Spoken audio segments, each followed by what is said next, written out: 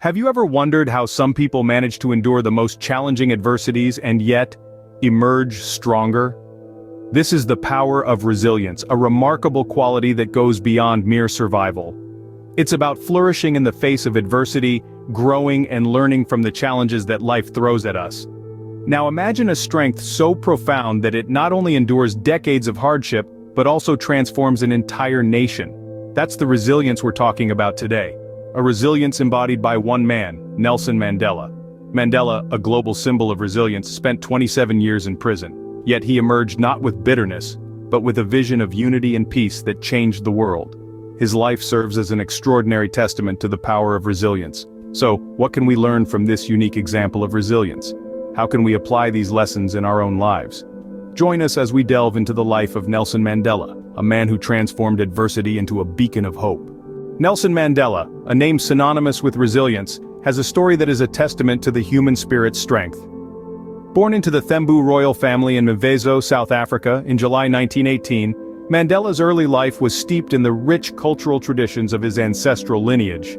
As he grew older, he became increasingly aware of the systemic racial segregation and inequality in his country, the harsh reality of apartheid.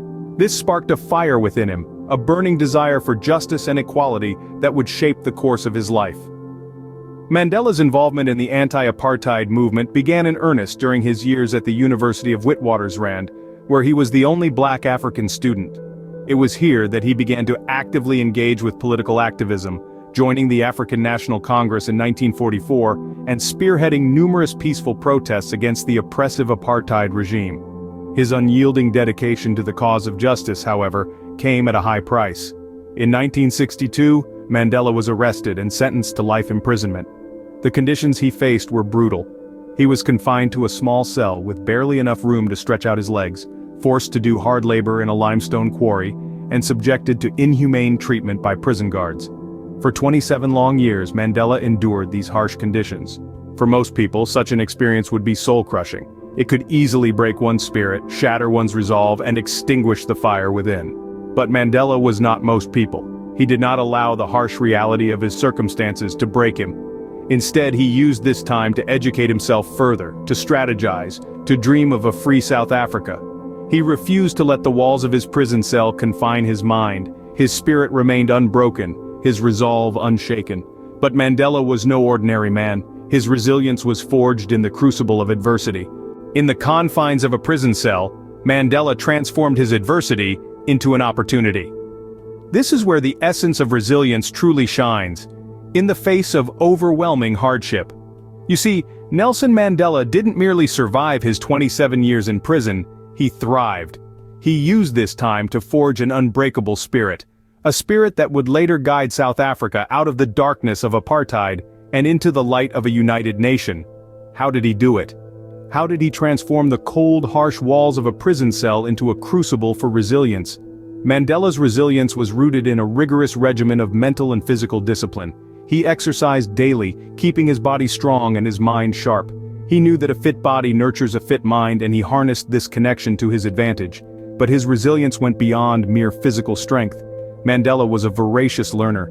He read extensively, educated himself, and even earned a law degree while in prison. He understood that knowledge is power, and he used his time in confinement to empower himself. Yet, the cornerstone of Mandela's resilience was his unwavering belief in his cause. Despite the hardships he faced, Mandela never lost sight of the fight for freedom and equality. This belief fueled his resilience, giving him the strength to endure and the will to persevere. As Mandela once said, "I learned that courage was not the absence of fear, but the triumph over it." He knew that everyone experiences fear, but he also knew that true courage lies in confronting that fear, in standing up to it, and in overcoming it. Mandela's resilience wasn't about ignoring fear or hardship. It was about facing them head-on, about learning from them, and about growing stronger because of them. Mandela's time in prison wasn't a period of passive endurance. It was an active process of resilience building. His story serves as a powerful reminder that resilience isn't something that happens to us. It's something we build, something we cultivate, and something we can harness to overcome adversity and achieve our goals. Scene script. Mandela's extraordinary resilience offers valuable lessons for us all. His life story is a testament to the power of resilience, and it's a narrative from which we can all draw inspiration. Let's delve into the key points of Mandela's resilience: mental and physical discipline, continuous learning, and unwavering belief in a cause. Mandela's mental and physical discipline were cornerstones of his resilience. He understood that resilience is not just a mental game, but a physical one as well. So, how can we apply this to our lives? It's about setting a routine for ourselves, carving out time each day for physical activity, and developing mental fortitude. It's about pushing through the discomfort, the fatigue, the self-doubt, and staying committed to our routine. It's about understanding that discipline is the bridge between our goals and our accomplishments. Next, Mandela was a lifelong learner. He used his time in prison to educate himself, reading extensively, and even earning a law degree. This continuous learning, this thirst for knowledge, kept his mind sharp and his spirit unbroken. For us, this means never stop learning, never stop growing, embrace new ideas, new skills, seek out knowledge and let it empower you. Lastly, Mandela's unwavering belief in his cause was a driving force behind his resilience. He was steadfast in his pursuit of equality, and this belief helped him endure the hardships he faced.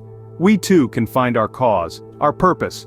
It could be a personal goal, a professional ambition, or a societal cause. Whatever it is, let it fuel your resilience. Let it be the reason you get up every time you fall. Mandela once said, "Do not judge me by my successes, judge me by how many times I fell down and got back up again." It's a reminder that resilience isn't about never falling, but about always getting back up. And that, dear viewers, is a lesson worth remembering.